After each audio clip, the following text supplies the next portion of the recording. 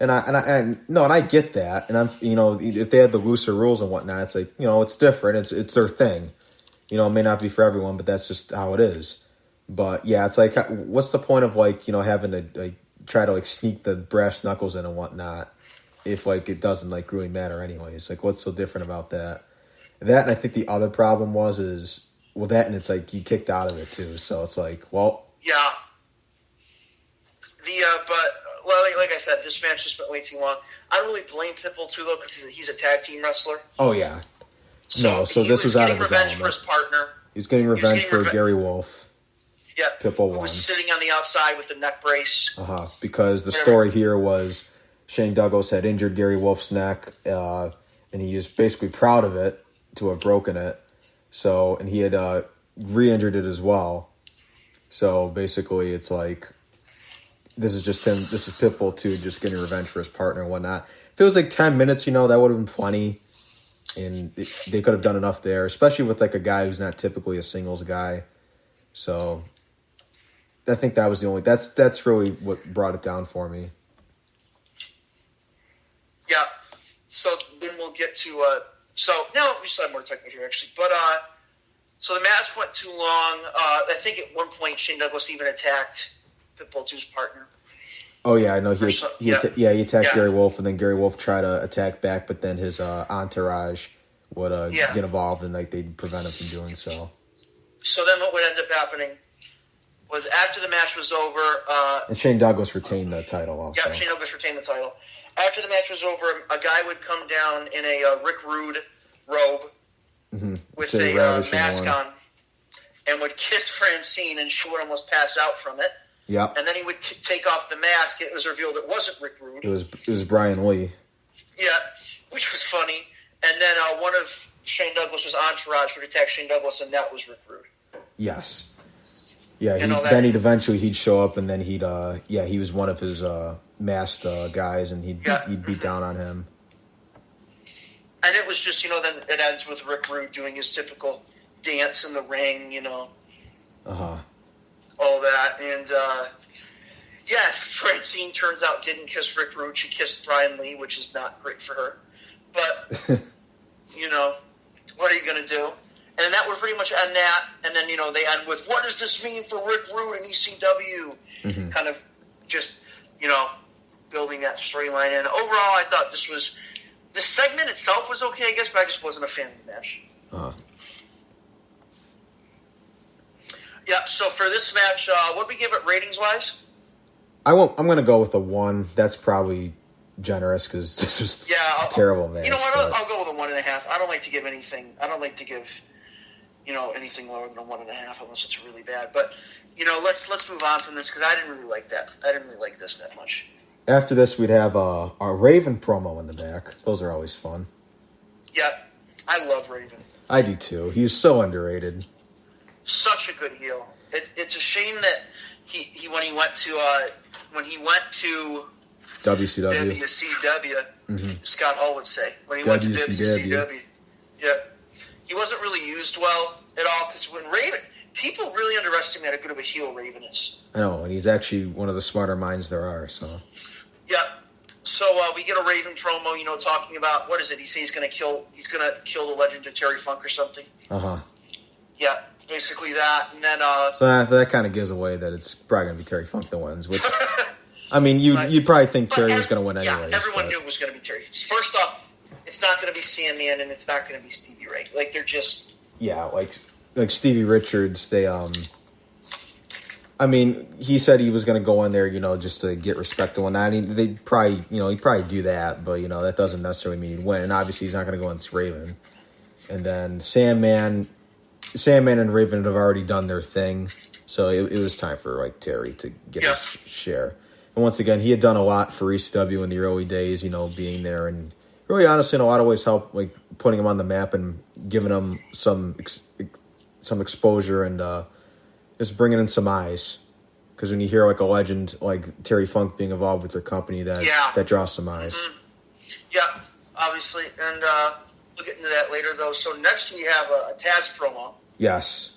With Alfonso, where they're talking about how Taz, they mention Taz is choked out And then Taz says he's going to choke out Sabu because Alfonso has money on it and stuff like that. Uh-huh. And then we have what they label it one of the biggest grudge matches of all time. Mm-hmm.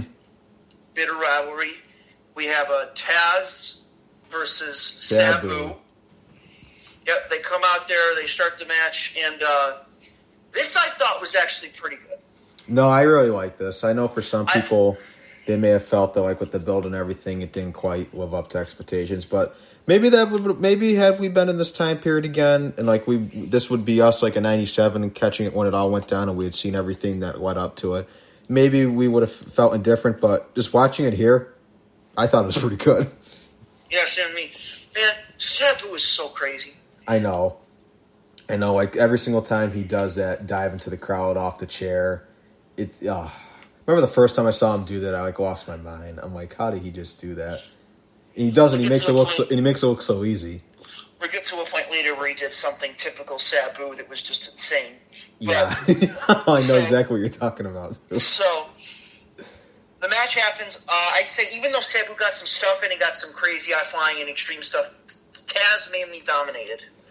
Yeah, and Taz tried to keep it in the ring. Taz wanted to keep it in the ring, and Sabu's only way to win was to turn it into a brawl. Yeah, and that's exactly how you do it because Sabu's like he's got the brawling, fighting, high flying, crazy maniac like style, and then you got Taz who's like the wrestler, and he's got this, he's got the suplexes, and he's just supposed to be the legit badass, tough guy kind of thing.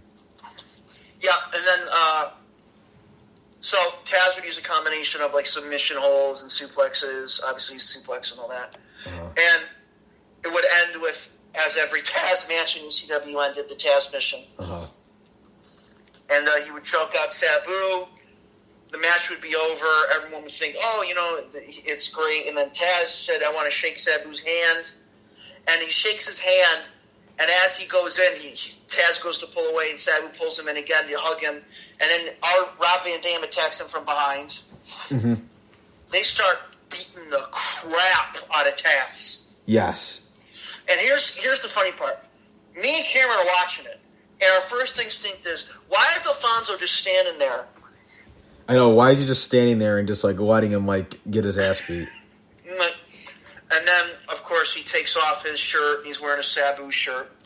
And I think this was the start of Sabu and RVD and Alfonso being a tag team between those two, and Alfonso being with RVD and yeah. Mm-hmm. I actually didn't realize this was the start of it until we saw it. Obviously, I knew of them. But, yeah.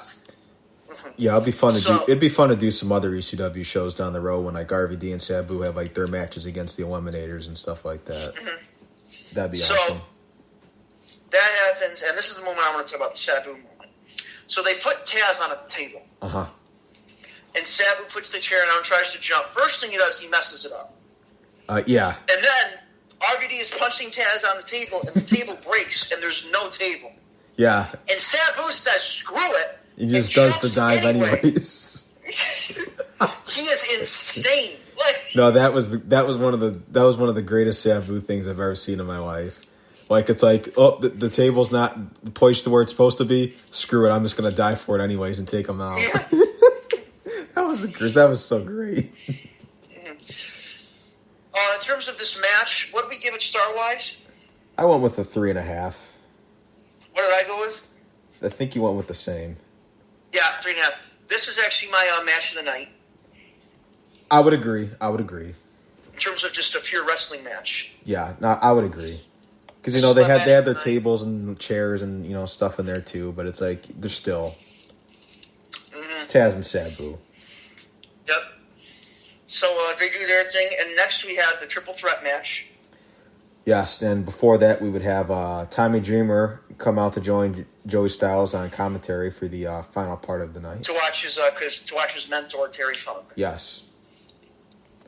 So, as noted, this is a number one contenders triple threat match. It's Stevie Richards, Big Stevie Cool, against the Sandman versus Terry Funk as well.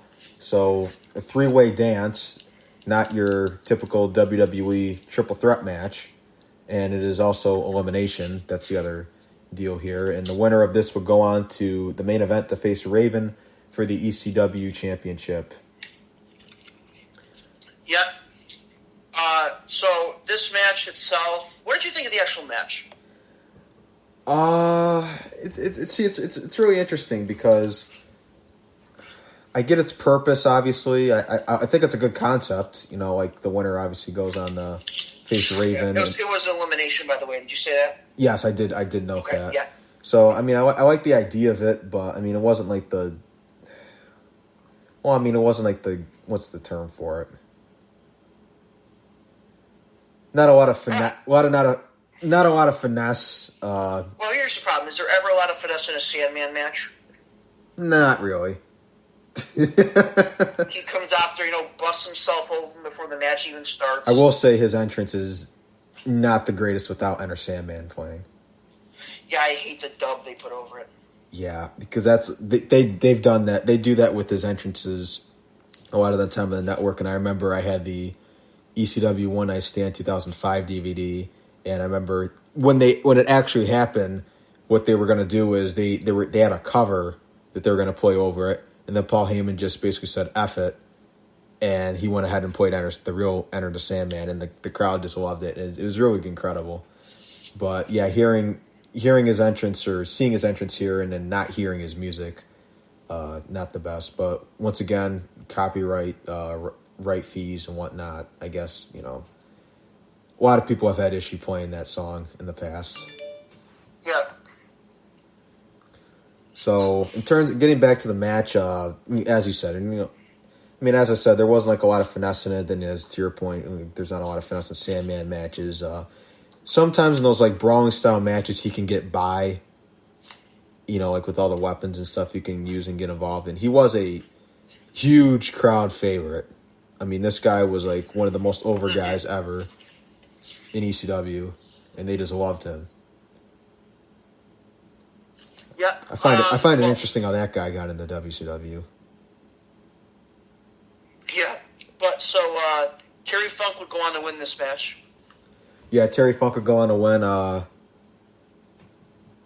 and then he'd be the number one contender. And then immediately after he won, Raven came out and jumped him and beat the shit out of him. Yes, which once again, smart. Mm-hmm. Typical heel, and then so Raven busts him open bad when the match starts. This is really the only use of real use of blood really throughout the night. So they picked it for the right time. So Raven is beating him up, and then Raven grabs the mic and says he's going to kill Terry Funk basically right in front of Tommy Dreamer. Yeah, because they had already started their thing. What a guy! And Tommy Dreamer and Raven would feud for the next 75 years. Yes. And then that would happen. And who would attack Dreamer again? Up at the Big Dick Dudley. Mm-hmm. And I think Tommy Dreamer would chokeslam him through tables. Or he'd try to chokeslam him. Yeah. And then Raven was still beating the crap out of Terry, and then Tommy pinged down and attacked Raven. Uh-huh. And then Terry Funk won by roll-up, right? Yeah, so, because Dreamer had gotten in the ring, and then Raven would throw him off the ropes, and he'd counter with DDT. Very nice one at that. And then Terry would go for the cover, then Raven would kick out, but then they'd be back on their feet, and then Terry would get him the small package, and then he'd pin him off there, 1, 2, 3. New ECW champion. Uh-huh. And this is just a cool moment, because Terry was, 53 at the time? Yes. This was a cool moment to give back to Terry for being there and actually being like someone, because a lot of it was a give back to him for helping ECW get off the ground running. Uh-huh. And it was a really cool moment. I don't know how long he had it. I assume not very long, but it was a cool moment. Dreamer was there with his mentor, happy because he won the belt. Overall, it was a cool way to end the pay-per-view and send the fans home happy. Yeah, the last couple matches, bit of a mess at times, but I mean, it was in a fun way. The three-way dance, I'd probably give that like, let's see, what would you give it at least? What would you give it? Three-way dance, I'd give 2.5 probably. Yeah, I'd go 2.5, but I'd honestly give the main event. I give that like a 3, just because like was Yeah, it the great?